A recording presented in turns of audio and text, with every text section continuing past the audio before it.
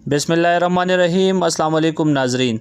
Saudi वज़ारत दाखिला ने आज 6 अप्रैल को ऐलान किया कि शहरियों सेहत और हिफाजत के लिए आज रात 12 बजे से कर्फ्यू लगा दिया जाएगा। कर्फ्यू इन शहरों में होगा: Riyadh, Tabuk, Dammam, Jeddah, Taif, Khobar और कतीब के तमाम सूबों में कर्फ्यू होगा, लेकिन तमाम मुल्की और गैर मुल्की मेडिकल इमरजेंसी या दीगर ज़रूरियात को पूरा करने के लिए सुबह 6 बजे से दोपहर 3 बजे तक निकल सकते हैं।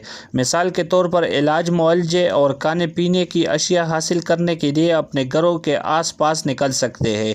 कर्फ्यू के दौरान फार्मेसी, खाने पीने की अशिया फरोख्त करने वाले दुकानों, पेट्रोल स्टेशनों, गैस सिलेंडर के दुकानों के अलावा किसी भी कारोबारी सरगर्मी की इजाज़त नहीं होगी और इसके साथ पानी वाले टैंकर को भी सर्विस मुहैया करने की इजाज़त होगी।